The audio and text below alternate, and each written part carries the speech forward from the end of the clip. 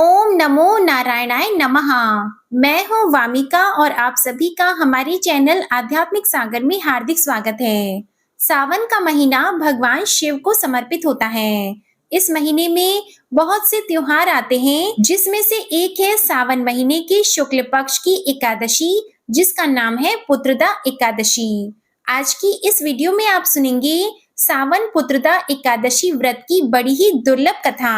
पुत्रदा एकादशी का व्रत रखने से और नियमों का पालन करने से जाने अनजाने में किए गए सभी पापों से मुक्ति मिलती है और अंत में मोक्ष की प्राप्ति होती है। इस एकादशी के व्रत को करने से उन लोगों को सबसे ज्यादा लाभ होता है जो संतान सुख से वंचित हैं या जो लोग पुत्र प्राप्ति की इच्छा रखते हो। ऐसे लोगों को या फिर संतान से जुड़ी समस्याओं के लिए पुत्रदा एकादशी का व्रत रखना चाहिए। यदि हो सके तो पति पत्नी दोनों को मिलकर इस दिन भगवान श्री हरि को और भगवान श्री कृष्ण के बाल स्वरूप की पूजा करनी चाहिए और इस दिन लड्डू गोपाल जी की पूजा करके माखन मिश्री का भोग लड्डू गोपाल जी को लगाना चाहिए।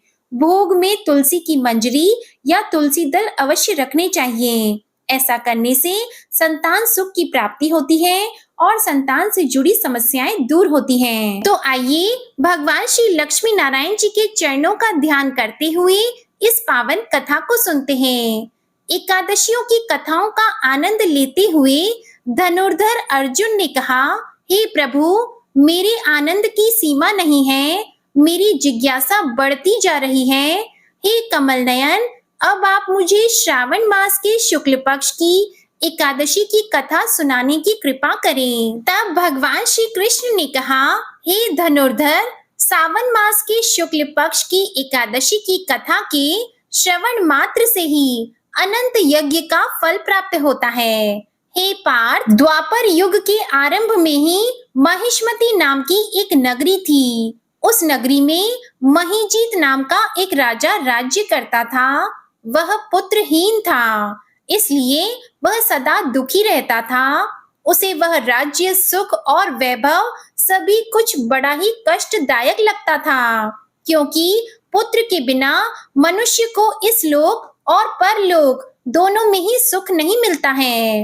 राजा ने पुत्र प्राप्ति के लिए बहुत उपाय किए, किंतु उसका हर उपाय निष्फल रहा। जैसे जैसे राजा महीजीत वृद्धावस्था की ओर बढ़ता जा रहा था, वैसे वैसे उसकी चिंता भी बढ़ती जा रही थी। एक दिन राजा ने अपनी सभा को संबोधित करते हुए कहा, ना तो मैंने अपने जीवन में कोई पाप किया है और ना ही अन्याय पूर्वक प्रजा से धन एकत्रित किया है, ना ही कभी प्रजा को कष्ट दिया है और ना ही कभी देवता और ब्राह्मणों का निरादर किया है।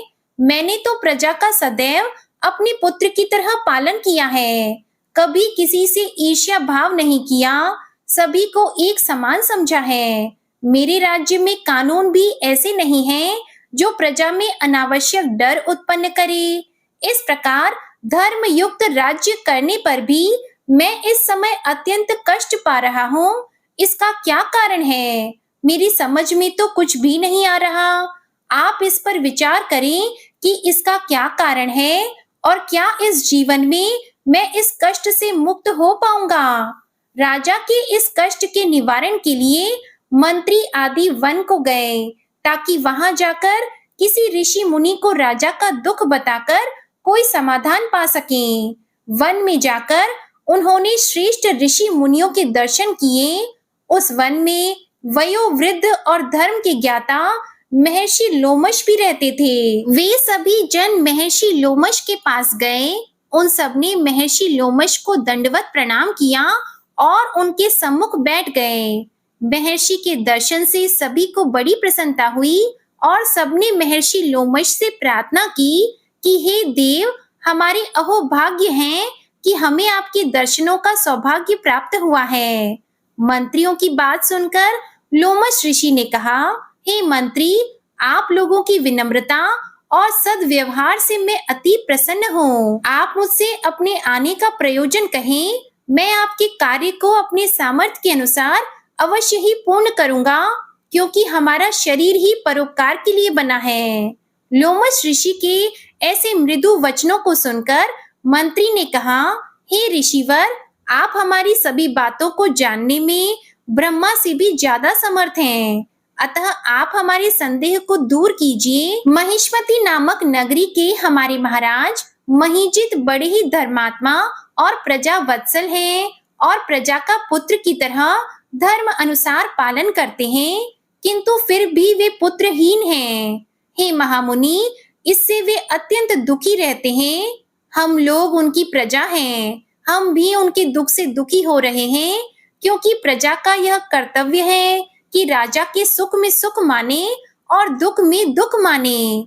हमें उनके पुत्रहीन होने का अभी तक कारण ज्ञात नहीं हुआ है, इसलिए हम आपके पास आए हैं। अब आपके दर्शन करके हमको पूर्ण विश्वास है कि हमारा दुख अवश्य ही दूर हो जाएगा, क्योंकि महान पुरुषों के दर्शन मात्र से ही प्रत्येक कार्य की सिद्धि हो जाती है। अतः आप हमें बताने की कृपा करें कि किस विधान से हमारे महाराज पुत्रवान हो सकते हैं।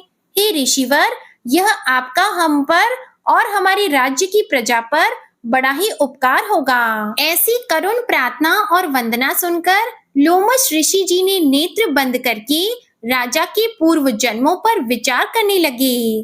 कुछ पलों के बाद उन्होंने विचार करके कहा, हे भद्रजनों, यह राजा पिछले जन्म में अत्यंत उद्दंड था और बुरे कर्म किया करता था। उस जन्म में यह एक गांव से दूसरे गांव में घूमा करता था। एक बार ज्येष्ठ मास के शुक्ल पक्ष की एकादशी के दिन की बात है। यह 2 दिन से भूखा था। दोपहर के समय एक जलाशय पर जल पीने गया। उस स्थान पर उस समय ब्याई हुई एक गाय जल पी रही थी, तो राजा ने उसको प्यासी ही भगा दिया और स्वयं जल पीने लगा। हे श्रेष्ठ पुरुषों, इसलिए राजा को यह कष्ट भोगने पड़ रहे हैं। एकादशी के दिन भूखा रहने का फल यह हुआ कि इस जन्म में यह राजा है और प्यासी गाय को जलाशय से भगाने के कारण यह पुत्रहीन है। यह जानकर सभी सभासद प्रार्थना करने लगे कि हे ऋषि श्रेष्ठ, शास्त्रों में ऐसा लिखा है कि पुण्य से पाप नष्ट हो जाते हैं। अतः कृपा करके आप हमें कोई ऐसा उपाय बताइए जिससे हमारे राजा के पूर्व जन्म के सभी पाप नष्ट हो जाएं और उन्हें पुत्र रत्न की प्राप्ति हो। सभासदों की प्रार्थना को सुनकर लोमश ऋषि जी ने कहा, हे श्रेष्ठ पुरुषों, यदि तुम सभी श्रावण मास के शुक्ल पक्ष की पुत्रदा एकादशी का व्रत और रात्रि को जागरण करोगे और उस व्रत का फल राजा के निमित्त कर दोगे, तो तुम्हारे राजा के यहाँ पुत्र अवश्य उत्पन्न होगा। राजा के सभी कष्टों का नाश भी हो जाएगा। इस उपाय को जानकर मंत्री सहित सभी ने महर्षि को कोटि कोटि धन्यवाद दिया तथा उनका आशीर्वाद लेकर अपने राज्य को वापस लौट आए। इसके बाद उन्होंने लोमश ऋषि की आज्ञा के अनुसार पुत्रदा एकादशी का विधान पूर्वक उपवास किया और द्वादशी को उसका फल राजा को दे दिया। इस पुण्य के प्रभाव से रानी ने गर्भ धारण किया और 9 माह के पश्चात एक अत्यंत तेजस्वी पुत्र को जन्म दिया। हे पांडु पुत्र, इसलिए इस एकादशी का नाम पुत्रदा एकादशी पड़ा। पुत्र की इच्छा रखने वाले मनुष्य को विधि विधान से श्रावण मास के शुक्ल पक्ष की एकादशी का व्रत करना चाहिए। इस व्रत के प्रभाव से इस लोक में सुख और परलोक में स्वर्ग की प्राप्ति होती है। हे अर्जुन, पाप कर्म करते समय मनुष्य यह नहीं सोचता कि वह क्या कर रहा है, परंतु शास्त्रों में विदित होता है कि मनुष्य का छोटे से छोटा पाप भी उसे भयंकर दुख भोगने को विवश कर देता है। इसलिए मनुष्यों को पाप कर्म करने से सदा डरना चाहिए, क्योंकि पाप नामक यह दैत्य जन्म जन्मांतर तक उसका पीछा नहीं छोड़ता। प्राणियों को चाहिए कि सत्य व्रत का पालन करते हुए भगवान के प्रति पूरी श्रद्धा और भक्ति रखें और यह बात हमेशा ध्यान में रखें कि किसी के दिल को दुखाने से बड़ा पाप इस संसार में कोई दूसरा नहीं है। और यदि गलती से इस तरह कोई पाप हो भी जाए तो एकादशी का व्रत रखकर भगवान श्री हरि की विधि विधान से पूजा करके अपने पापों का प्रायश्चित करना चाहिए। जीवन में फिर कभी इन गलतियों को ना दोहराने के लिए प्रायश्चित की भावना से यदि एकादशी का व्रत रखा जाए तो भगवान श्री हरि सभी पापों को क्षमा कर देते हैं। यह थी पुत्रदा एकादशी की कथा। प्रेम से बोलिए भगवान श्री लक्ष्मी नारायण जी की जय, भगवान श्री कृष्ण की जय, बाल गोपाल की जय। अब सुनेंगे एकादशी माता की कथा। प्रेम से बोलिए एकादशी माता की जय। सत्य युग में मुर नामक एक भयंकर दैत्य था। वह बड़ा बलशाली और भयानक था। उस भयानक और प्रचंड शक्तिशाली दैत्य ने इंद्र, आदित्य, वसु, वायु, अग्नि आदि समस्त देवताओं को पराजित करके स्वर्ग से भगा दिया। तब इंद्र सहित सब देवताओं ने भयभीत होकर भगवान उमापति भोले शंकर को अपने दुखों का कारण और उस भयानक दैत्य का वृतांत सुनाया। देवता हाथ जोड़कर बोले, हे कैलाशवासी अविनाशी, मूर दैत्य के भय से भयभीत होकर समस्त देवी देवता बेचैन हुए मृत्यु लोक में मारे मारे फिर रहे हैं। समस्त सुर समाज को बेचैन देखकर और उनकी अनन्य विनय सुनकर भगवान भोले भंडारी बोले, हे देवताओं, तीनों लोकों के स्वामी और भक्तों के समस्त दुखों का विनाश करने वाले भगवान विष्णु की शरण में जाओ। वे ही तुम्हारे इस महान कष्ट का निवारण करेंगे। भगवान शिव जी की यह बात सुनकर इंद्र आदि समस्त देवता एकत्रित होकर क्षीर सागर, जहाँ शेष नाग की शैया पर भगवान कमलापति शयन कर रहे थे, वहां जा पहुँचे। वहां पहुंचकर भगवान विष्णु को सोते हुए देखकर सभी देवता हाथ जोड़कर और नतमस्तक होकर स्तुति तथा विनती करने लगे। देवताओं ने कहा, हे शंख, चक्र, गदा, पद्मा तथा वनमालाओं से अलंकृत देवादिदेव, हे देवताओं द्वारा स्तुति करने योग्य आपको कोटि कोटि प्रणाम है। हे सुर, नर, मुनि जन की रक्षा करने वाले महाप्रभु, आपको बारंबार नमस्कार है। हे दया के धाम प्रभु, आप हमारी रक्षा कीजिए। दैत्यों से भयभीत होकर हम आपकी शरण आए हैं। आप ही इस समस्त ब्रह्मांड के कर्ता, धर्ता और माता पिता हैं। आप ही उत्पत्ति और पालन करता तथा संहार करने वाले और सबको शांति प्रदान करने वाले हैं। आकाश और पाताल भी आप ही हैं। आप ही हम सबके पितामह, सूर्य, चंद्र, अग्नि, वायु, ब्रह्मा, हव्य, कव्य, मंत्र, तंत्र, यज्ञमान, यज्ञ कर्म करता और भोक्ता भी आप ही हैं। आप सर्वव्यापक हैं। आपके अतिरिक्त चर अचर कुछ भी नहीं है। हे महाप्रभु, दैत्य मूर ने हमें पराजित करके स्वर्ग से भगा दिया। हम सब देवता इधर उधर मारे मारे फिर रहे हैं। सो हे मधुसूदन, आप उन दैत्यों से हम सबकी रक्षा कीजिए, रक्षा कीजिए। देवताओं की यह विनती सुनकर भगवान कमलापति बोले, हे सुरों, ऐसा मायावी दैत्य कौन है? उसमें ऐसा कितना बल है? वह किसके आश्रय है तथा वह कहाँ रहता है? यह सब मुझसे कहो। भगवान विष्णु की यह बात सुनकर देवराज इंद्र बोले, हे प्रभु, प्राचीन काल में नाड़ी जंत नाम का एक राक्षस था। उसी का पुत्र महाबलशाली, महापराक्रमी, विश्व विख्यात मुर नाम का दैत्य है। वह चंद्रावती नामक नगरी में रहता है। उस महाअसुर ने समस्त देवताओं को स्वर्ग से निकाल के अपना अधिकार कर लिया है।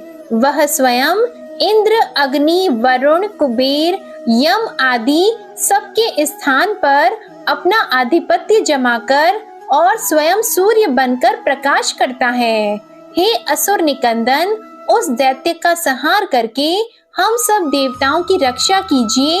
हम सब आपकी शरण हैं। इंद्र के ये वचन सुनकर भगवान कमलापति बोले, हे देवताओं, तुम घबराओ मत। मैं शीघ्र ही तुम्हारे शत्रु का संहार करूंगा। तुम सब अब चंद्रावती नगर को चलो। समस्त देवताओं सहित भगवान विष्णु भी चंद्रावती नगर को चल दिए।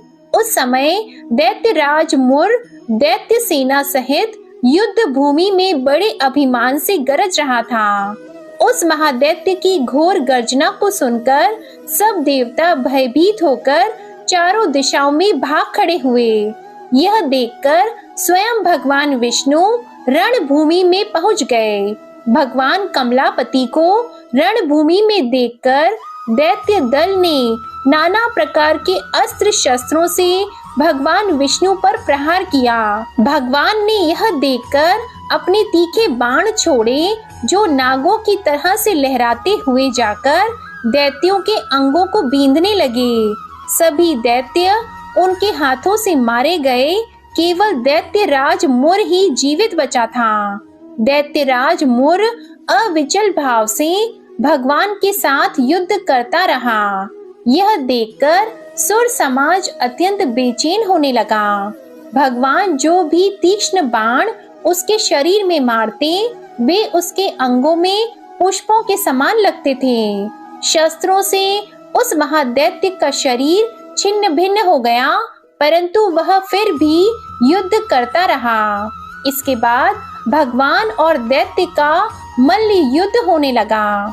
इस प्रकार 10,000 वर्ष तक दोनों का युद्ध हुआ, परंतु वह महाबली दैत्य फिर भी पराजित नहीं हुआ। तब भगवान उस मुर दैत्य से लड़ते लड़ते थक गए और बद्रिकाश्रम को चले गए। वहां पर हेमवती नाम की एक सुंदर गुफा थी। विष्णु भगवान उस गुफा में विश्राम करने लगे। वह गुफा 12 योजन लंबी और उसका एक ही द्वार था। दैत्यराज मुर भी भगवान का पीछा करते हुए उस गुफा में पहुंच गया। वह दैत्य भगवान विष्णु को सोया देखकर उन्हें मारने के लिए उद्यत हुआ।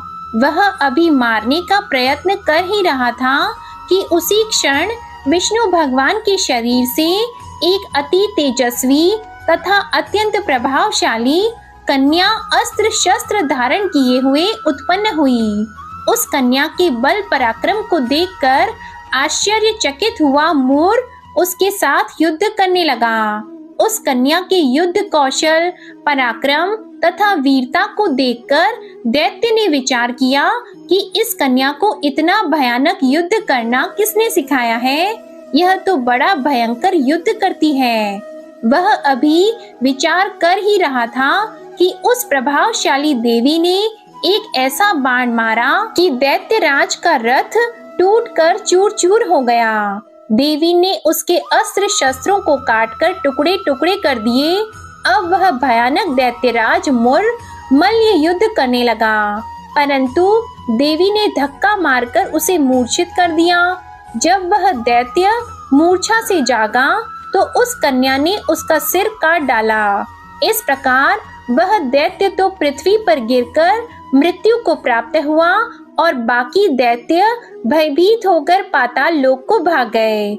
जब भगवान विष्णु की निद्रा टूटी तो उन्होंने मुर दैत्य के कटे हुए सिर तथा दोनों हाथ जोड़कर खड़ी हुई एक कन्या को देखा। भगवान उस कन्या से पूछने लगे, हे देवी, जिस दैत्य के भय से इंद्र आदि सब देवता भयभीत होकर स्वर्ग को छोड़कर भाग गए थे, उसको किसने मारा है? वह कन्या कहने लगी, भगवान, जब आप निद्रा में थे तब यह दैत्य आपको मारने के लिए उद्यत हुआ था।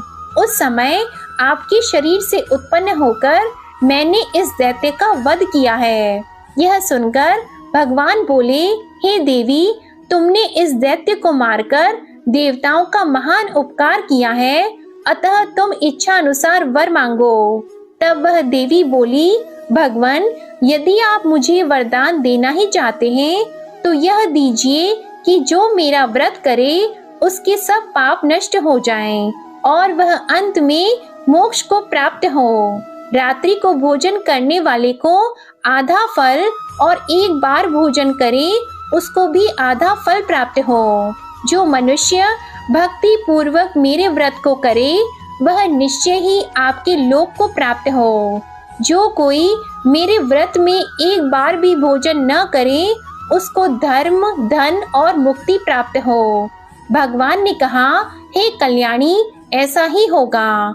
मेरे और तुम्हारे भक्त एक ही होंगे और वे जीवन में सभी सुखों को प्राप्त करेंगे तथा अंत में मेरे लोक को प्राप्त होंगे। क्योंकि तुम एकादशी को उत्पन्न हुई हो, अतः तुम्हारा नाम एकादशी होगा। तुम मुझे सब तिथियों से प्रिय हो, इस कारण तुम्हारे व्रत का फल सभी तीर्थों से अधिक फलदायी होगा।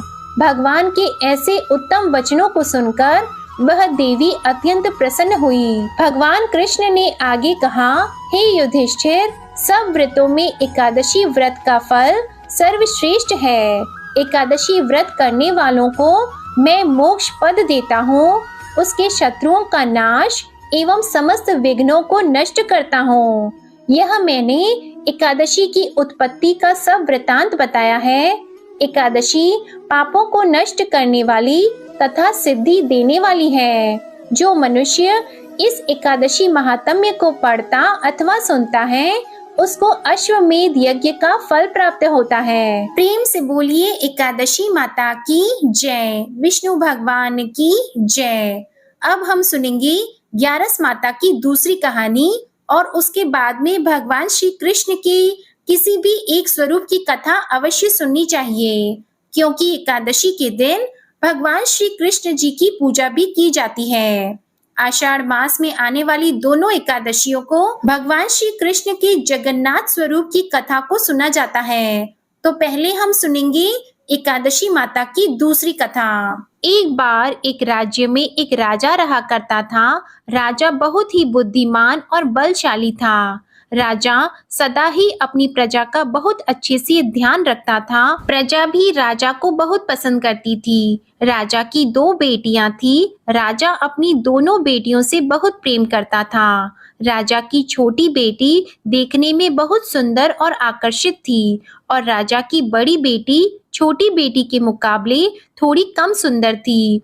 राजा की छोटी बेटी माता की पूजा किया करती थी और सभी लोग राजा की छोटी बेटी से बहुत प्रेम करते थे और बहुत प्रशंसा किया करते थे। राजा भी अपनी छोटी बेटी को बड़ी बेटी से अधिक प्रेम करता था, जिसके कारण राजा की बड़ी बेटी को अपनी छोटी बहन से बहुत नफरत होने लगी थी। राजा की दोनों बेटियां जब बड़ी हो गई, तब एक पड़ोस के राज्य में रहने वाले राजकुमार राजा की बड़ी बेटी के लिए रिश्ता लेकर आया। लेकिन जैसे ही उस राजकुमार की नजरें राजा की छोटी बेटी पर पड़ी, तो वह राजकुमार राजा की छोटी बेटी पर आकर्षित हो गया और छोटी बेटी से पहली नजर में प्रेम करने लगा। उस राजकुमार ने राजा की बड़ी बेटी के साथ विवाह करने से मना कर दिया और उसने राजा से कहा कि मैं आपकी छोटी बेटी से विवाह करना चाहता हूँ। ये सब देखकर राजा की बड़ी बेटी अपनी छोटी बहन से बहुत क्रोधित हो गई और राजा की बड़ी बेटी ने अपनी छोटी बहन को अपना सबसे बड़ा दुश्मन मान लिया। राजा की बड़ी बेटी ने अपनी छोटी बहन से बदला लेने का निर्णय किया। राजा की बड़ी बेटी ने अपनी छोटी बहन को जान से मारने का उपाय सोचा। राजा की बड़ी बेटी ने अपनी छोटी बहन को मारने के लिए सबसे पहले एक लड्डू में जहर मिलाकर अपनी छोटी बहन को दे दिया और उसको लड्डू खाने के लिए कहा। लेकिन लड्डू खाने के बाद भी छोटी बहन को कुछ भी नहीं हुआ। बड़ी बहन ये देखकर बहुत आश्चर्यचकित हो गई, लेकिन बड़ी बहन ने हार नहीं मानी। जब उसकी छोटी बहन रात में कमरे में सो रही थी, तब उसने एक मटके में सांप रखकर उसके कमरे में छोड़ दिया, लेकिन सांप भी छोटी बहन का कुछ नहीं कर पाया। जिसके बाद बड़ी बहन ने अपनी छोटी बहन से कहा कि चलो हम लोग कुएं में से पानी भर कर लाते हैं, जिसके लिए वह अपनी छोटी बहन को पानी भरने के बहाने कुएं के पास ले गई और उसने अपनी छोटी बहन को कुएं में धक्का दे दिया। लेकिन छोटी बहन को तब भी कुछ नहीं हुआ, क्योंकि हर बार ग्यारस माता उसकी रक्षा कर रही थी और उधर बड़ी बहन अपने सारे प्रयास के बाद भी असफल हो रही थी, जिससे वह बहुत क्रोधित हो गई और फिर उसने अपनी छोटी बहन के पास जाकर उससे प्रश्न किया कि मेरी छोटी बहन, क्या तुमको पता है कि भगवान ने सबको मृत्यु एक निश्चित समय पर लिखी हुई है और कैसे तुम्हारी या मेरी मृत्यु होगी, क्या ये तुम जानती हो? तब छोटी बहन ने अपनी बड़ी बहन को बताया कि हाँ दीदी, मैं तो जानती हूँ मेरी मृत्यु कैसे होगी। छोटी बहन से ये सब बातें सुनकर बड़ी बहन मन ही मन बहुत प्रसन्न होने लगी और उसने अपनी छोटी बहन से कहा कि तो तुम मुझे अपनी मृत्यु का राज बताओ। तब छोटी बहन ने अपनी बड़ी बहन से कहा कि मेरी मृत्यु तो एक तोते में है, जो तोते के गले में एक हार है, उससे मेरी मृत्यु होगी। जब तक कोई भी व्यक्ति तोते को मारकर उस हार को अपने गले में पहनेगा तो मैं मूर्छित हो जाऊंगी, और जैसे ही उस हार को अपने गले से उतारेगा तो मैं वापस से जीवित हो जाऊंगी। अपनी छोटी बहन की मृत्यु का राज जानकर बड़ी बहन बहुत खुश हुई और उसने अपनी छोटी बहन को मारने के लिए उसके पालतू तोते को ढूंढना शुरू कर दिया। और छोटी बहन को इस बात का आभास हो गया था कि कोई उसकी जान लेना चाहता है, जिसके लिए वह अपने पिताजी के पास गई और उसने अपने पिताजी से कहा कि पिताजी, मेरी मृत्यु के बाद आप मुझे मत जलाइएगा, बल्कि आप मुझे अपनी पुरानी वाली हवेली में एक पलंग में लिटाकर छोड़ दीजिएगा। अपनी छोटी लड़की की ये बातें सुनकर राजा बहुत आश्चर्यचकित हो गया।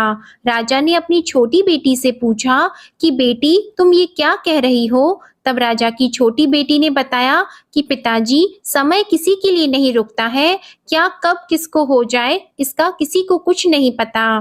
फिर राजा ने अपनी छोटी बेटी से कहा कि तुम ऐसी बातें क्यों करती हो? 2-3 दिन के बाद तो तुम्हारा विवाह है। लेकिन छोटी बेटी ने अपने पिताजी को ऐसा करने पर मजबूर कर दिया और उनसे वचन ले लिया।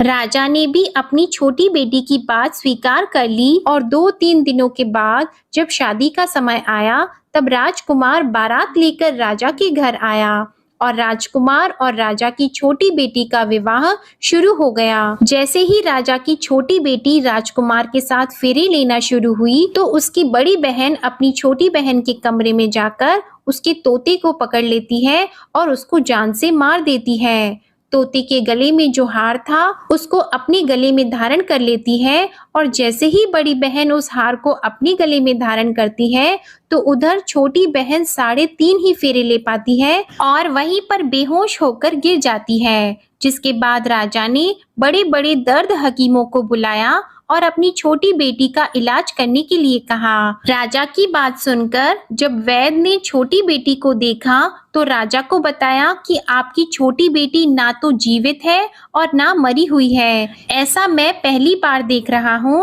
राजा ने वैद्य और हकीम को ये बात बाहर बताने से मना कर दिया और उनको कहा कि अगर तुमने ये बात किसी को बाहर बताई तो हम तुमको फांसी दे देंगे। राजा ने अपनी छोटी बेटी को पुराने महल में जाकर एक पलंग में लेटा दिया और वहां पर कुछ सैनिकों को तैनात कर दिया। इसके बाद राजा वापस अपने महल पर आ गया। राजा की बड़ी बेटी अपने पिताजी के पास आई और कहने लगी कि पिताजी, अगर ये शादी संपन्न नहीं हुई तो आपकी इज्जत का क्या होगा? आप कहें तो मैं आपकी इज्जत बचाने के लिए राजकुमार से शादी करने के लिए तैयार हूँ। जिसके बाद राजा ने अपनी बड़ी बेटी की बात मान ली और राजा ने बड़ी बेटी को छोटी बेटी के कपड़े पहनाकर मंडप में भेज दिया।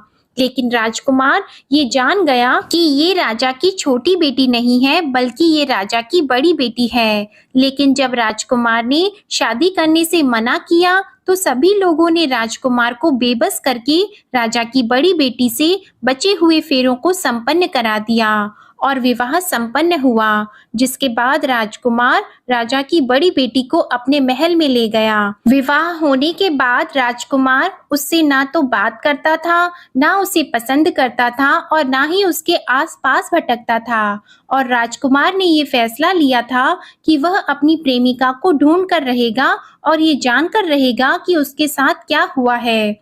एक दिन राजकुमार अपने घोड़े पर सवार होकर राजा के पुराने महल के पास पहुंचा, जहां पर उसने कुछ सैनिकों को देखा। महल के पास पहुंचकर राजकुमार ने जब महल को ध्यान से देखा तो वह समझ गया कि ये तो हमारे ससुर जी का महल है। तब राजकुमार ने सैनिकों से पूछा कि तुम लोग यहाँ क्या कर रहे हो और इस महल के अंदर उस पलंग में कौन लेटा है। जिसके बाद सैनिकों ने बताया कि यहाँ पर राजा की छोटी बेटी लेटी है। ये सुनकर राजकुमार बहुत प्रसन्न हो गया और वह तुरंत अपनी प्रेमिका के पास पहुंच गया और उसकी सेवा करने लगा। जैसे ही रात हुई तो राजा की छोटी बेटी उठकर खड़ी हो गई।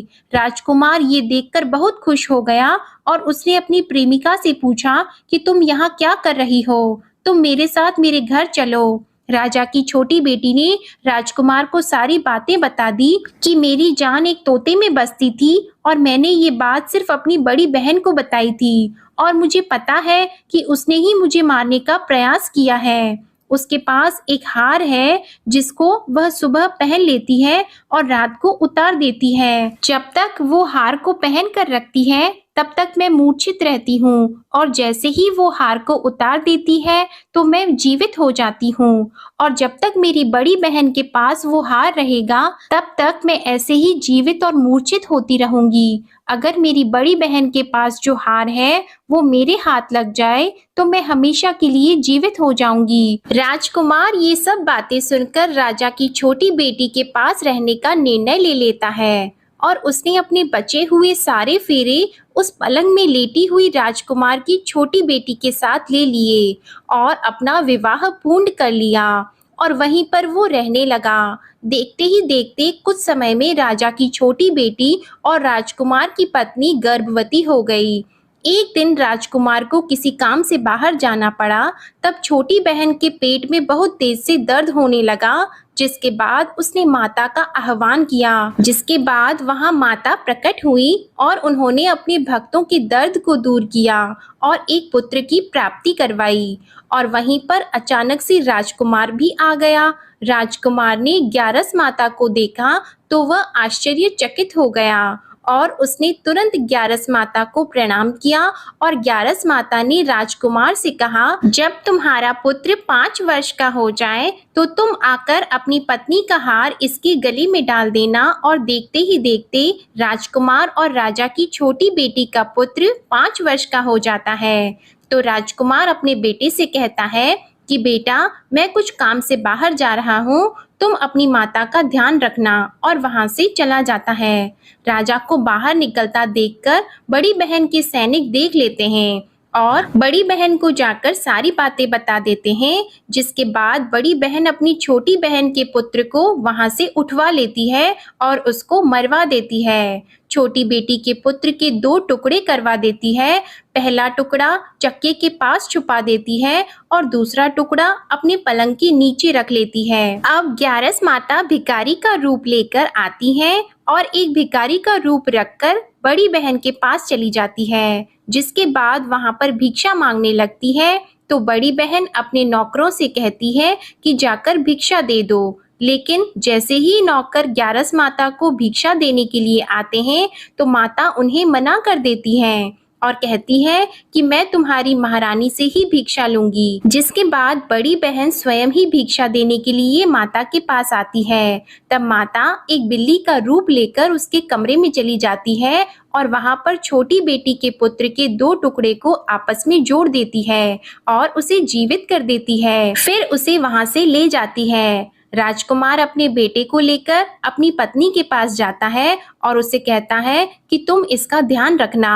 अगर तुम इस बच्चे का अच्छे से ध्यान रखोगी तो मैं तुमसे बात करूंगा। एक दिन राजकुमार अपने बच्चे से कहता है कि तुम मम्मी से उनके गले का हार मांग लो। तो अपने पिता की बात मानकर राजकुमार का लड़का अपनी मम्मी के पास जाता है और कहता है कि मम्मी, मुझे तुम्हारा हार चाहिए।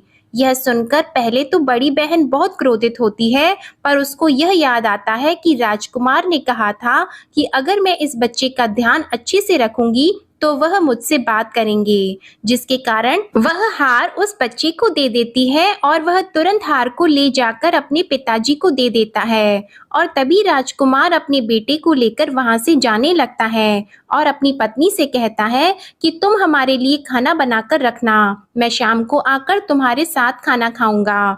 और वह अपने बेटे को लेकर वहां से चला जाता है, जिसके बाद वह राजा के पास जाता है और उनको सारी बातें बता देता है। राजा अपनी बड़ी बेटी की ये करतूत सुनकर बहुत क्रोधित होते हैं और अपनी परवरिश पर ही दोष देने लगते हैं। राजकुमार को अपनी छोटी बेटी के साथ रहने के लिए आदेश दे देते हैं। इस प्रकार ग्यारस माता की कृपा से राजकुमार और राजा की छोटी बेटी सुखपूर्वक रहने लगे। प्रेम से बोलिए एकादशी माता की जय। प्रेम से बोलिए माता लक्ष्मी और भगवान विष्णु की जय। माता पार्वती और भगवान शंकर की जय। अब आप सुनिए तुलसी माता की कथा। एक बुढ़िया माई तुलसी जी को सींचती थी और कहती थी, हे तुलसी माता, सत की दाता, मैं तेरा बिरला सींचती हूँ। मुझे बहू दे, पीतांबर की धोती दे, मीठा मीठा गास दे, वैकुंठा में वास दे,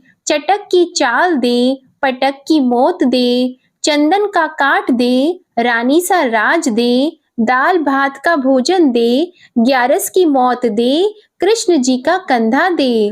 तब तुलसी माता यह सुनकर सूखने लगी, तो भगवान ने पूछा, हे तुलसी, तुम क्यों सूख रही हो? तो तुलसी माता ने कहा कि एक बुढ़िया रोज आती है और यही बात कह जाती है, मैं सब बात तो पूरा कर दूंगी, लेकिन भगवान कृष्ण का कंधा कहाँ से लाऊंगी?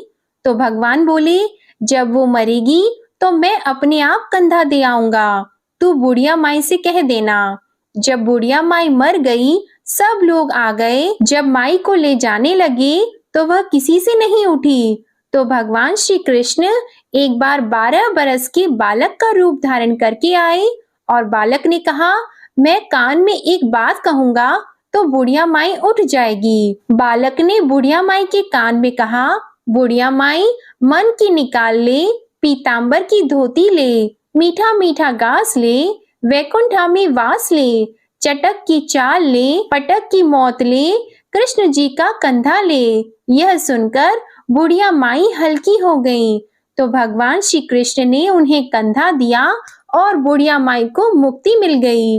हे तुलसी माता, जैसे बुढ़िया माई को मुक्ति दी, वैसी ही सबको देना। प्रेम से बोलिए श्री तुलसी महारानी की जय। भगवान श्री कृष्ण की जय। आज की कथा पसंद आए तो वीडियो को लाइक करके चैनल को जरूर सब्सक्राइब करिएगा और कमेंट में जय श्री कृष्णा राधे राधे जरूर लिखिएगा।